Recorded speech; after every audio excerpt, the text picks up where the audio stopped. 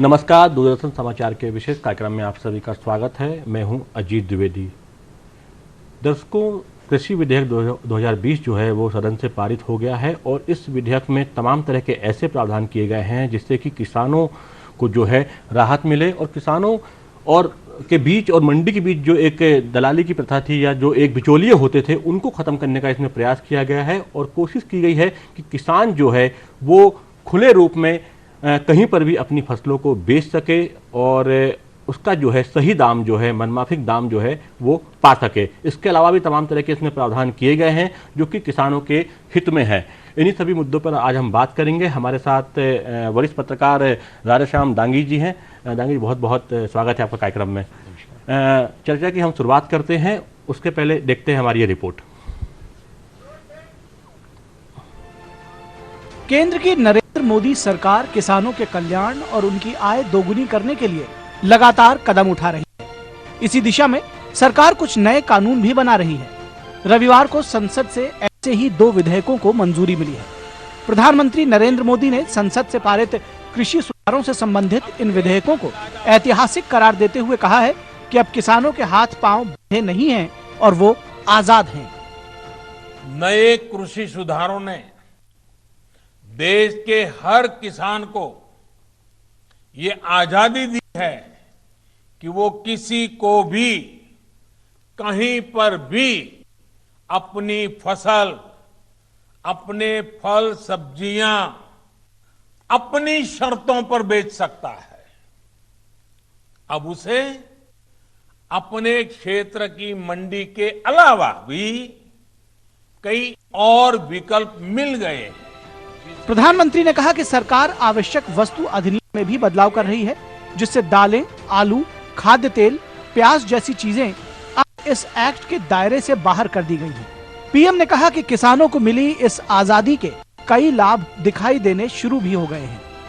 ऐसे प्रदेश जहां पर आलू बहुत होता है, वहां से रिपोर्ट्स है कि जून जुलाई के दौरान थोक खरीदारों ने किसानों को अधिक भाव देकर सीधे कोल्ड स्टोरेज से ही आलू खरीद लिया है।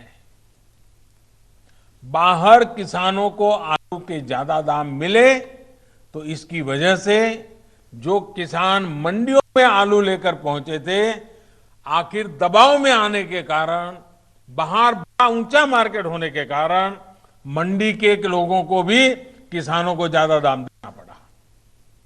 इसी तरह मध्य प्रदेश और राजस्थान से, वहां से जो रिपोर्ट मिली है कि वहां पर तेल मिलों ने किसानों को सीधे 20 से 30% ज्यादा देकर सरसों की खरीदी की है। प्रधानमंत्री ने विपक्ष पर किसानों को गुमराह करने का आरोप लगाया और कहा कि देश के किसानों को आत्मनिर्भर बनाने के लिए उनकी सरकार के प्रयास निरंतर जारी रहेंगे। उन्होंने किसानों को भरोसा दिया कि न तो एमएसपी खत्म होगा और न ही कृषि मंडियां समाप्त होंगी। ये कानून, ये बदलाव कृषि मंडियों के खिलाफ नहीं है। कृषि मंडियों में जैसे काम पहले होता था वैसे ही अब भी होगा, बल्कि ये हमारी ही एनडीए सरकार है जिसने देश की कृषि मंडियों को आधुनिक बनाने के लिए निरंतर काम किया है। इन ऐतिहासिक बदलावों के बाद, इतने बड़े व्यवस्था परिवर्तन के बाद, कुछ लोगों को अपने हाथ से नियंत्रण जाता हुआ दिखाई दे रहा है।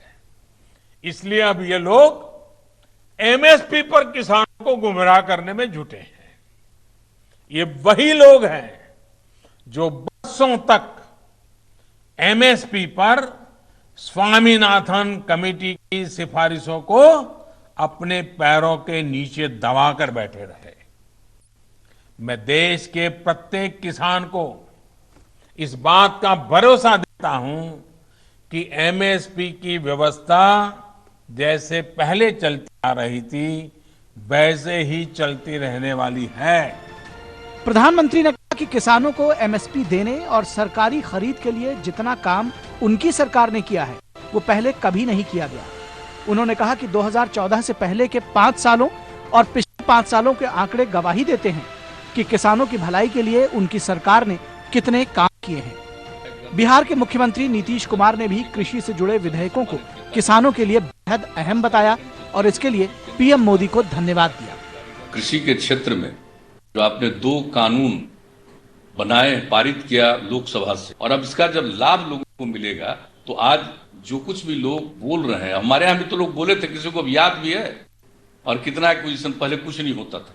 तो ये सारी बात है, इसके लिए तो हम सबसे ज्यादा पुनः आपको, चूंकि अब ये पारित हो गया, राज्यसभा से भी पारित हो गया, तो हम सबसे पहले आपको इस बात के लिए बहुत बहुत बधाई देते हैं, धन्यवाद देते हैं कि देश के किसानों के हित में और गांव के हित में ये सब काम हो रहा है, लोगों की आमदनी बढ़ेगी। देश के तमाम किसान भी सरकार के फैसले से खुश नजर आ रहे हैं।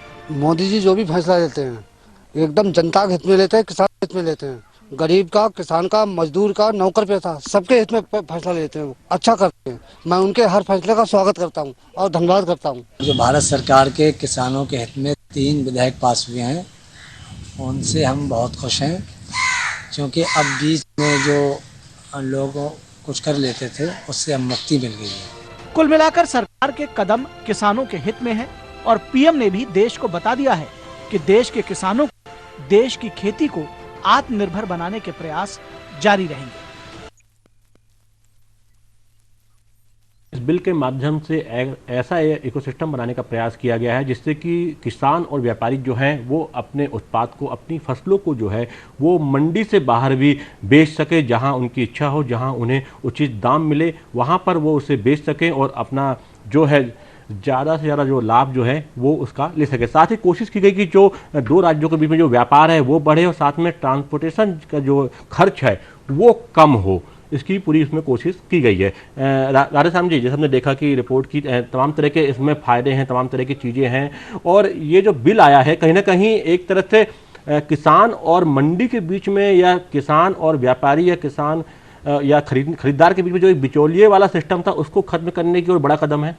बिल्कुल, किसान और व्यापारियों के बीच में एक आड़तिया शब्द एक बहुत बड़ा काम करता है। वो किसान जितना लाभ नहीं कमाता है उससे ज़्यादा आड़तीय लाभ कमाते हैं, और यदि ये बिल में जो प्रावधान किए हैं ये कठोरता से लागू होते हैं तो 100% एक आड़तिया का जो आड़त बीच में लेकर जाता था किसानों के हक हलाल की कमाई से, वो घर बैठे व्यापार के माध्यम से एक बहुत बड़ा परसेंटेज वो अपने किसानों का वो लेकर जाता था, वो खत्म हो जाएगा। वो किसान ऑनलाइन भी इस माध्यम से, ई मंडी के माध्यम से किसान अपना कहीं पर भी देश के किसी भी कोने में अपना उत्पाद बेचने के लिए स्वतंत्र रहेगा। ये इस कानून में बहुत अच्छी व्यवस्था की गई है।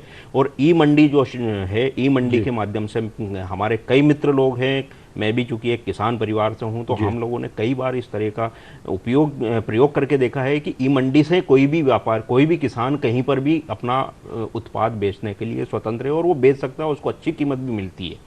जी, आपको लगता है कि जैसे तमाम तरह की बातें हो रही हैं कि मंडी व्यवस्था खत्म कर दी जाएंगी, ऐसी अफवाहें आ रही कि एमएसपी जो है वो ख़त्म कर दिया जाएगा, तो ये अफवाहें जो हैं ये क्यों पैदा हो रही हैं, और कहीं ना कहीं जो आपको लगता है कि एक किसान तक सीधा लाभ पहुंचे, जो कि उसकी फसल जो है किसान मेहनत करता है, कड़ा परिश्रम करता है, उसके बाद वो फसल जो है उसकी उपज होती है और उससे उचित दाम मिले, इसका प्रावधान इसमें किया गया है, इसके माध्यम से किया गया है। ट्रांसपोर्टेशन जो है वो पहले बहुत ज़्यादा लगता था, उसको कम करने कोशिश की गई है, और एक दायरा जो है, विस्तृत दायरा जो है वो बढ़े, जिससे किसान जो है, मान लीजिए भोपाल का जो किसान है, भोपाल के आसपास का किसान है, वो किसी दूसरे राज्य में चाहे तो अपनी फसल जो है वो बेच सकता है, हो सकता है कि वहां पर उसको बेहतर दाम मिले। तो आपको लगता है कि कोई दरवाजा बंद नहीं किया गया, बल्कि एक खिड़की और खोली गई है किसानों के को लाभ पहुंचाने के लिए, उनको सहयोग देने के लिए? देखिए, ऐसा है कि कोई भी चीज़ जब आती है तो उसका हमेशा विरोध होता है। ये एक विरोध, एक परंपरा है हमारे यहाँ पर कि उसका प्रोटेस्ट करना है, क्योंकि उसका कुछ राजनीतिक कारण होता है, कुछ स्वहित होते हैं, कुछ बहुत सारी चीज़ें उसमें होती है।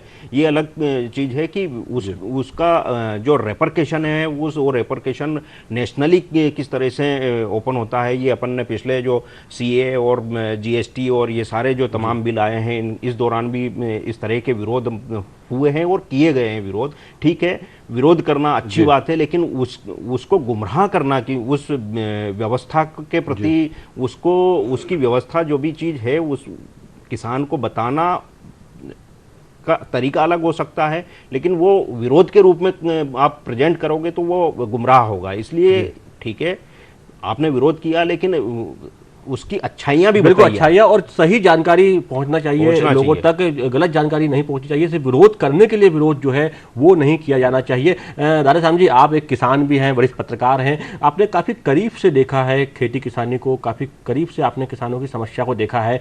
हम भी देखते हैं लगातार जिस तरीके से जब मंडियों में लंबी लंबी कतारें लग जाती हैं, किसान कई दिनों तक मंडी में बाहर रहता है, कई बार उसका अनाज जो है बारिश से भीग जाता है, कई बार मौसम की मार से उसका जो अनाज ट्रैक्टर टालियों में रखा है वो खराब हो जाता है, लेकिन क्योंकि वो बाध्य होता है कि उसको वहीं बेचना है, मंडी में ही बेचना है। तो इससे भी एक किसान को एक राहत मिलेगी कि उससे अब पता है कि अब ये अब वो कहीं भी जा सकता है या अब वो बंधक नहीं है। बिल्कुल, ये बहुत अच्छी सुविधा है कि वो ऑनलाइन सारी चीज़ों को, और इस कानून के तहत वो मध्य प्रदेश का उत्पाद यदि बिहार में बिकेगा तो वो बेच सकता है, दिल्ली में बिकेगा तो बेच सकता है, बॉम्बे में बिकेगा तो वो बेच सकता है, और बेचने के लिए उसके पास में सारे दरवाजे खुले हुए हैं कि वो कहीं पर भी बेच सकता है, भारत के किसी भी कोने में वो अपनी उत्पाद को बेच सकता है। और अपने मध्य प्रदेश की मिर्ची है, आलू है, मालवा के ये उत्पाद, गेहूँ है, सोयाबीन है, सोया स्टेट कहलाता ही है। तो ये उत्पाद यदि किसान सोयाबीन अपनी किसी साउथ के स्टेट में बेचना चाहता है, उसको वहाँ अच्छा दाम मिलता है, तो इसमें छूट दी है, वो बेच सकता है और वो अच्छा वहाँ से दाम ले सकता है, और उसके लिए सारी व्यवस्था इसमें की है। ऐसा जो एक भ्रम फैलाया जा रहा है कि एमएसपी खत्म किया जाएगा, लेकिन राष्ट्रीय स्तर पे कोई देश का प्रधान ये बात कह रहा है कि एमएसपी की व्यवस्था कायम रहेगी तो वो रहेगी। उस चीज का विरोध करने के लिए सिर्फ विरोध कर रहे हैं, ये गलत परंपरा। और बिल्कुल, और प्रधानमंत्री ने बिल्कुल आश्वासन दिया है कई बार कि एमएसपी जो खत्म नहीं किया जाएगा। तमाम तरह की जो झूठी जो है जो खबरें या सूचनाएं प्रसारित की जा रही हैं उसका भी खंडन किया गया है विभाग के द्वारा, प्रधानमंत्री के द्वारा, कि ये बिल जो है कहीं से भी किसानों के लिए अहित में नहीं है, उनके हित में है। और कहीं से भी जो है कॉर्पोरेट की जो बात की जा रही है कि उनको फायदा पहुंचेगा, कॉर्पोरेट जो है वो किसानों से सीधे कांटेक्ट करेंगे, उनसे सीधे व्यापार करेंगे और उनसे किसानों की संपत्ति जमीन पर कोई भी फर्क नहीं पड़ेगा। केंद्रीय कृषि मंत्री नरेंद्र सिंह तोमर ने क्या बोला है इस बिल को लेकर, आइए देखते हैं। मुझे बहुत प्रसन्नता है कृषि सुधार से संबंधित दो बिल प्रधानमंत्री नरेंद्र मोदी जी के दृढ़ संकल्प के परिणाम स्वरूप संसद के दोनों सदनों ने पारित कर दिए। एक बिल कृषि उपज का व्यापार बिना किसी रोक टोक और बिना किसी प्रतिबंध के स्वतंत्रता पूर्वक हो सके, किसान अपनी मनचाही कीमत पर अपना उत्पादन बेच सके, इसकी स्वतंत्रता किसान को देता है। दूसरा बिल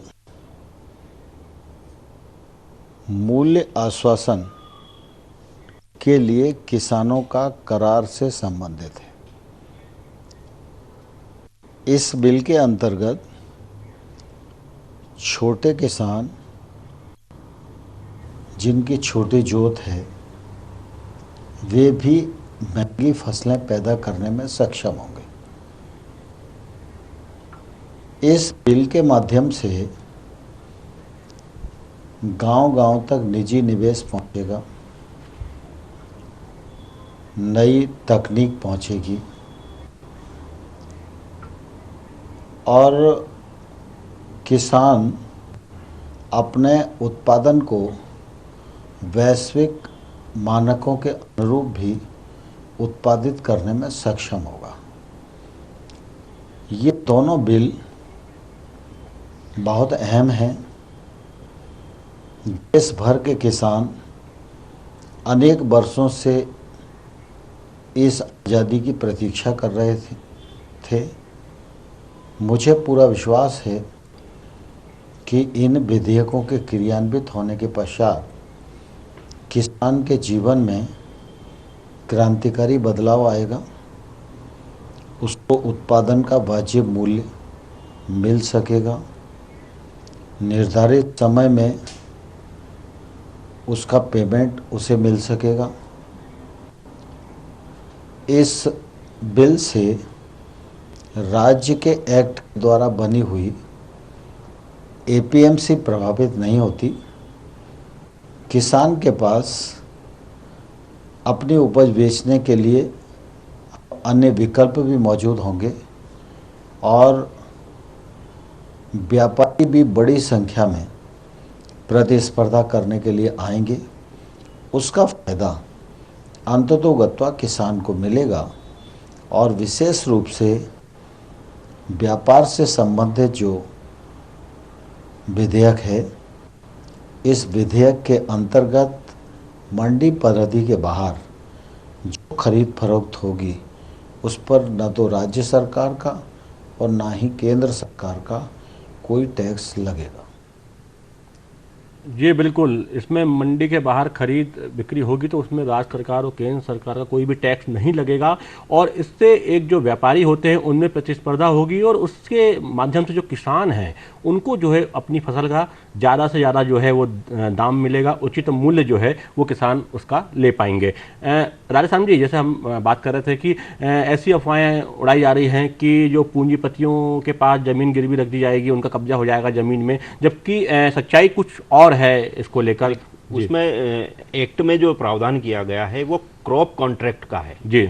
फसल का अनुबंध किसान के साथ में कोई भी व्यापारी, कोई भी कॉरपोरेट इन्वेस्टर जो है वो क्रॉप के लिए कॉन्ट्रैक्ट करेगा, जमीन के लिए नहीं करेगा। उसमें जो प्रोविजन किया है कि जमीन के लिए कॉन्ट्रैक्ट नहीं होगा, क्रॉप का कॉन्ट्रैक्ट होगा, कि रबी का कॉन्ट्रैक्ट हम परचेस करेंगे और किसी को कॉन्ट्रैक्ट होगा तो वो किसी किसान बाध्य होगा कि जिसके साथ कॉन्ट्रैक्ट हुआ उसी को बेचेगा, किसी और को नहीं बेच पाएगा। उसमें दाम भी उनके फिक्स रहेंगे, जो भी दाम मिलेगा वो किसान को मिलेगा। तो कुल मिला के एक सुनिश्चित हो जाएगा कि किसान को एक निश्चित मूल्य वो मिलना ही है और उसमें उसकी जो फसल है वो खेत से ही बिक जाएगी। कई बार मैंने देखा है कि कई बार जो बड़े उद्योगपति या बड़ी कंपनियां होती हैं वो किसानों से करार कर लेती हैं और विशेष तरह की खेती या फसल जो है वो करवाती है और उन्हें बिचौलिया सिस्टम खत्म होने से जो राशि बिचौलियों के पास जाया करती थी वो राशि भी अब किसान को मिलेगी। बिल्कुल।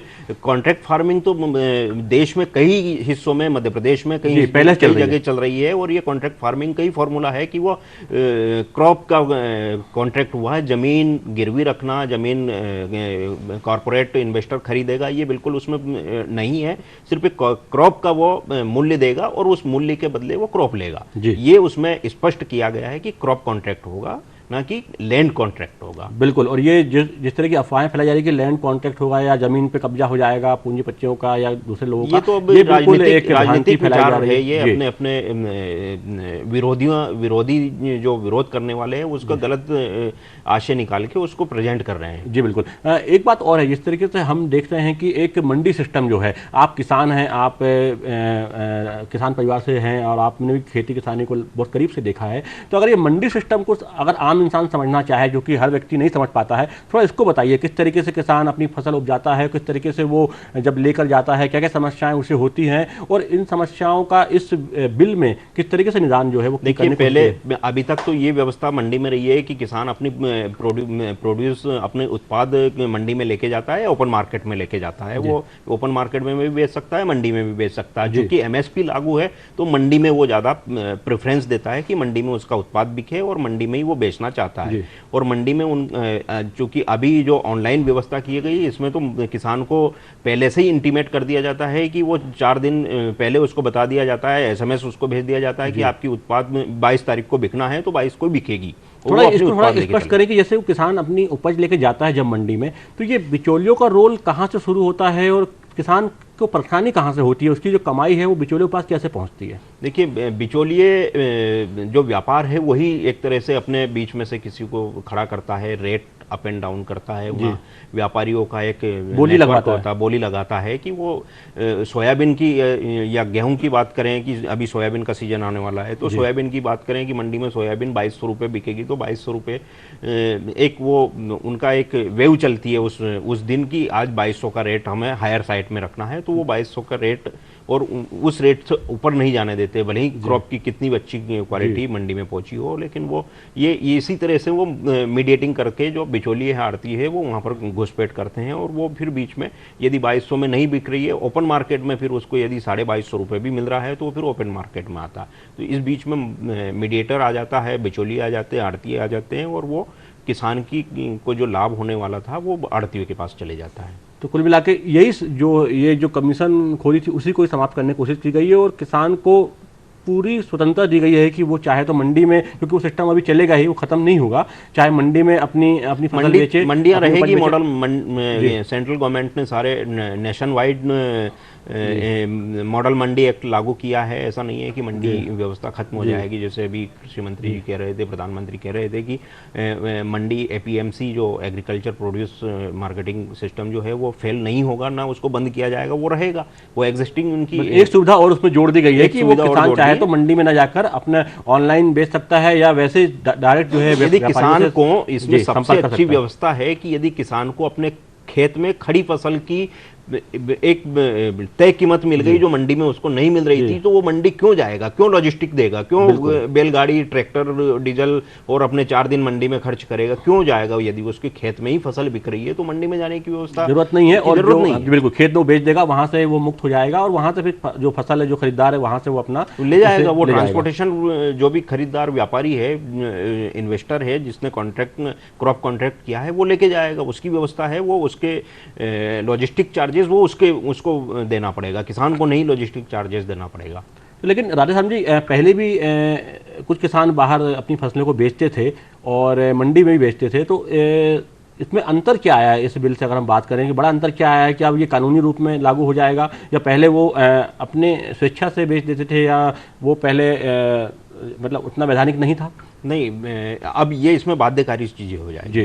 इसमें किसान क्या है, उसको रेट के ऊपर सबसे ज़्यादा फोकस इसमें है कि तीनों में अलग अलग व्यवस्थाएं, 3 एक्ट है, तीनों में अलग अलग व्यवस्थाएं हैं, एक में स्टोरेज है, एक में रेट है, एक में अलग अलग प्रावधान है। तो किसान सबसे ज़्यादा देखेगा कि उसको रेट कहाँ मिल रहा है। जहाँ रेट मिलेगा वो ओपन है, उसमें जरूरी नहीं कि वो मंडी में ही जाएगा, वो देश के किसी भी कोने में जहाँ से उसको अच्छे रेट मिल रहे हैं उसकी उपज की, वो बेच सकता है। ये इसमें प्रावधान किया है, तो वो रेट के ही लिए तो किसान उत्पाद पैदा कर रहा है, और रेट की सारी व्यवस्थाएं, सारी सरकारें यही कह रही हैं कि किसान की आय दोगुनी करना है, तो दोगुनी कैसे होगी? जी, और बिल्कुल यही सब संसाधन जो है, यही सब जो चीज़ें जो लाकर जो आय जो है वो दोगुनी करने का प्रयास किया जाएगा। और नाम जो है नेशनल एग्रीकल्चर मार्केट जो है वो भी इसके कारण वो भी एक साधन बनाया गया है कि ऑनलाइन चाहे तो किसान, मान लीजिए वो ऑनलाइन सहारा लेकर भी अपनी मंडी, देश के किसी भी अपनी जो फसल है, देश के किसी भी कोने में वो अपनी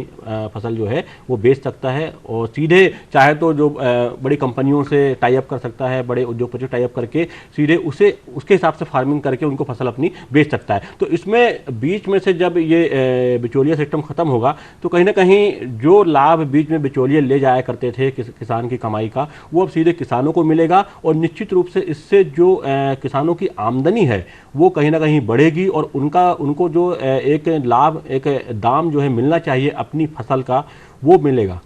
देखिए, बिल्कुल इसमें सबसे अच्छा सिस्टम एक ये है कि जो भी प्राइवेट इन्वेस्टर आएगा क्रॉप में, एग्रीकल्चर में, तो वो नई तकनीक के साथ आएगा, नए सिस्टम के साथ आएगा। किसान अभी क्या है, बहुत सारे जो लघु किसान तो परंपरागत किसान है, वो परंपरागत खेती करते हैं, उनके पास में तकनीक नहीं होती है, तकनीक होती भी है तो वो इतना फाइनेंशियली स्ट्रांग नहीं है कि वो उस तकनीक का इस्तेमाल करके खेती कर पाए। तो वो जब प्राइवेट इन्वेस्टर एग्रीकल्चर क्रॉप में आएगा, तो वो उस क्रॉप के जरिए, तकनीक के जरिए क्रॉप पैदा करेगा, तो वो पैदावार बढ़ेगी, उसको अच्छा पैसा मिलेगा, किसान को भी फायदा होगा और जो क्रॉप खरीदार है उसको भी उसका अच्छा मार्केट मिलेगा, अच्छी खरीदी होगी उसकी भी। जब इतने सारे इसमें फायदे हैं, तमाम तरह की खूबियां हैं, तो क्या कारण है कि जिस तरीके से देखा गया कि संसद में भी इस तरीके से इतना इसका विरोध किया गया और इतनी दो चीज़ें देखने को मिली और अब लगातार कुछ और दल जो है विरोध कर रहे हैं, लगातार विरोध करने की बात कर रहे हैं, तो क्या कारण लगता है आपको? दो तीन चीजें होती हैं कि एक तो जो भी विरोध होता है वो सबसे पहला कारण तो होता है पॉलिटिकल,